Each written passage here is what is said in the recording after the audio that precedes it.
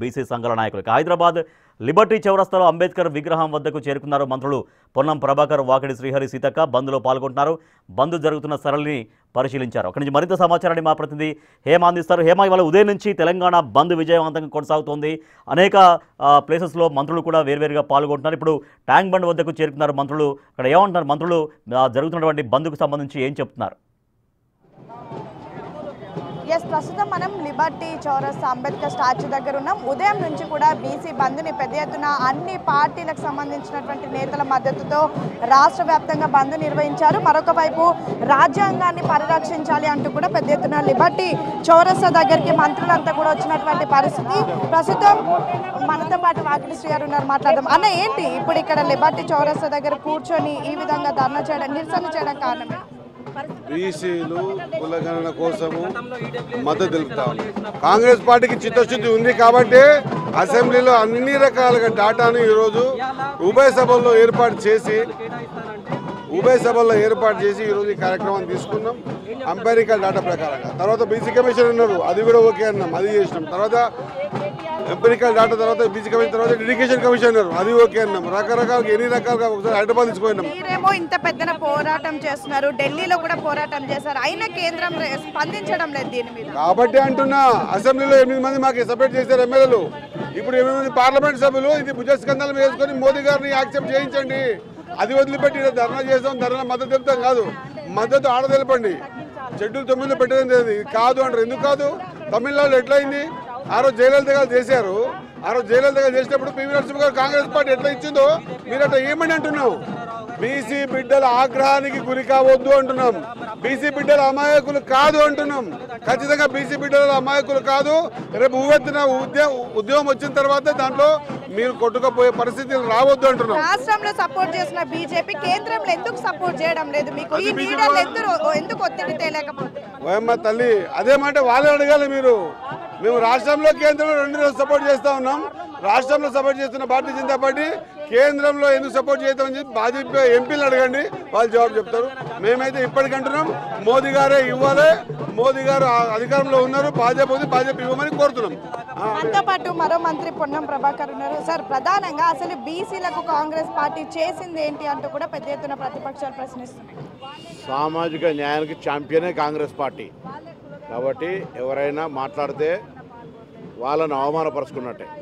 Congress party తెలంగాణలో అధికారంలోకి వచ్చిన తర్వాత ప్రామాణికమైన లెక్కలు తీసి సబ్ కమిటీ ద్వారా సమీక్షించి క్యాబినెట్ ద్వారా ఆమోదింపజేసుకొని సభలో చర్చకు ఉంచి అన్ని రాజకీయ పార్టీల ఏకగ్రీవ మద్దతుతోటి చట్టం చేసినాం.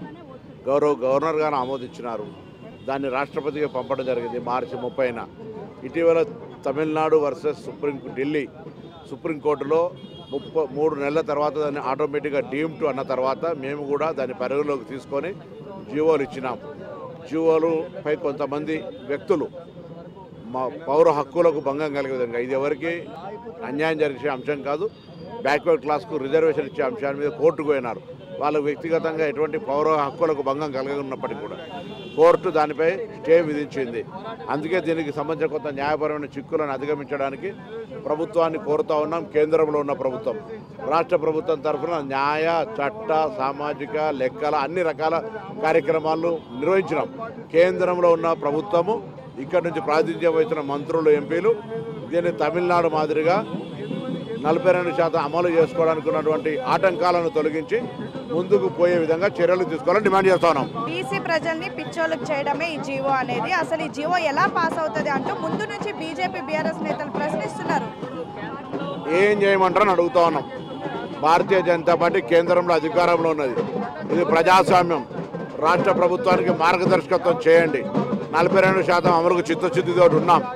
మీరేం సూచన చేసుకున్నారో చేయండి. ఫైల్ని మీ దగ్గర పెండింగ్ పెట్టుకొని రాష్ట్ర ప్రభుత్వం సరి అయిన విధంగా జీవాలు తీస్తలేని విమర్శ చేస్తే సరిపోదు. నిర్ణయించాల్సిన అధికారం మీ దగ్గర ఉంది. మీరు నిర్ణయించండి. నిర్ణయించకుండా రాష్ట్ర ప్రభుత్వాన్ని బదనాం చేసే ప్రయత్నం, కాంగ్రెస్ పార్టీని బదనాం చేసే ప్రయత్నం వద్దు. 42% రిజర్వేషన్కు సంబంధించిన విషయం లోపల తెలంగాణ రాష్ట్ర ప్రభుత్వం కట్టుబడి ఉంది. కేంద్రం ఇవ్వాల్సినటువంటి క్లియరెన్సెస్, చట్టబద్ధత రావడానికి అంశాల పట్ల వాళ్ళు శ్రద్ధ చూపెట్టాలి. ఇది బ్లేమ్ గేమ్ కాదు. బలైన వర్గాలకు సంబంధించిన హక్కు. బలైన వర్గాలు అన్ని రాజకీయ పార్టీలు అన్ని కుల సంఘాలు బీసీ సంఘాలు జాయింట్ యాక్షన్ కమిటీ ఏర్పడ్డ తర్వాత ఇంకా ఆటంకం ఎక్కడుంది, ఎవరు ఆపుతున్నారో ప్రజలకు అర్థమవుతుంది. ఆ ఆటంకానికి సంబంధించిన బాధ్యులైన వాళ్ళు బాధ్యత వహించి దీన్ని క్లియరెన్స్ చేయాలని డిమాండ్ చేస్తా ఉన్నాం. సో మరో బీసీ నేత ఎంపీ అనిల్ యాదవ్ ఉన్నారు. ప్రధానంగా ఈ కోర్టు స్టేలు కానివ్వండి, ఇవన్నీ ఎలా చూస్తున్నారు? ఎందుకు ఇంత మీరేమో ఒకవైపు బీసీలకు 42% రిజర్వేషన్ అమలు చేయాలని ఫైట్ చేస్తుంటే ఒక్కొక్కటి ఆగుకుంటూ వస్తుంది, ఇదంతా ఎలా చూస్తున్నారు? అంటే ఈరోజు ఒకటి విషయం గుర్తు చేసుకోవాల్సింది ఏంటంటే, ఒక కమిట్మెంట్తోని 42% రిజర్వేషన్ ఏదైనా పార్టీకి కట్టుబడి ఉందంటే అది కాంగ్రెస్ పార్టీ కట్టుబడి ఉంది. ఈరోజు కావాలని దీన్ని ఉద్దేశపూర్వకంగా దీన్ని మిస్లీడ్ చేయడానికి, డైవర్ట్ చేయడానికి కొన్ని పార్టీలు ప్రయత్నం చేస్తుంది. అందులో ప్రధానమైన పార్టీ బీఆర్ఎస్ ఇంకా బీజేపీ. ఈరోజు ఒకవైపు మేమందరం కూడా మద్దతుగా ప్రొటెస్ట్ చేస్తుంటే వాళ్ళు కూడా ఒక డ్రామా క్రియేట్ చేసి వాళ్ళు కూడా మేము మద్దతు ఇస్తున్నామని చెప్తారు. మేము వాళ్ళని డిమాండ్ చేసేది అంటే ముఖ్యంగా బీజేపీ నాయకులు మేము డిమాండ్ చేసేది అంటే, మీ 8 మంది పార్లమెంట్ సభ్యులు ఎవరైతే ఉన్నారో మీరు ధర్నా చేయకండి. మీ ధర్నా మద్దతు ఇస్తున్నామని వాళ్ళు డ్రామాలు చేస్తున్నారా అంటారా మీరు? 100% మేము డ్రామానే అంటున్నాం. మేము అంటున్నది ఏంటంటే, మీ 8 మంది ఎంపీలు ప్రధానమంత్రి తనకి వెళ్ళండి, పార్లమెంట్లో మీ వాయిస్ రేజ్ చేయండి. గవర్నర్ తన బిల్ ఆగున్నది, మీరు మీ వాయిస్ రేజ్ చేయండి. అక్కడ మీరు మా ధర్నా చేసి మేము మద్దతు ఇస్తున్నామంటే మాకు ఇలాంటి మద్దతు అవసరం లేదు. యావత్ బీసీ సమాజం అంతా కూడా చూస్తుంది, మీరు చేస్తున్న డ్రామా అంతా చూస్తుంది. మరి బీఆర్ఎస్ పార్టీ నాయకులు కూడా ఈరోజు ధర్నాలో పార్టిసిపేట్ చేసి మేము కూడా మద్దతు ఇస్తున్నాం. గత 10 సంవత్సరాలు ఎక్కడ పోయింది మీకు? గత 10 సంవత్సరాలు మీరు అధికారంలో ఉన్నప్పుడు కనీసం బీసీల గురించి ఆలోచించిరా అని కూడా నేను ప్రశ్నించదలుచుకున్నాను. అదేవిధంగా మీకు ఇంత ప్రేమ ఉంటే నిజంగా కూడా బీఆర్ఎస్ పార్టీకి బీజేపీ పార్టీకి నిజంగా అంత ప్రేమ ఉంటే మీ పార్టీ అధ్యక్షులను బీసీని చేసి చూపెట్టమని కూడా డిమాండ్ చేస్తున్నాను. అంటే మీ పార్టీ కూడా ఒకవైపు మీరేమో అటు సెంట్రల్లో మొన్నటి వరకు ఫైట్ చేశారు కదా, ఇప్పుడు ఇన్ కేసు బీజేపీ కానీ బీఆర్ఎస్ కానీ ఎంపీలు వచ్చి ఫైట్ చేస్తామంటే వాళ్ళతో పాటు కలుపుకుంటూ పోతారా మీరు కూడా? All are welcome. మేము మాకేమో క్రెడిట్ కావాలని వద్దు, మాకు అందరూ కలిసికట్టిగా బీసీల తెలంగాణ రాష్ట్రంలో ఉన్న బీసీలకు న్యాయం జరుగుతుంది కనుక అందరు ముందుకు రండి.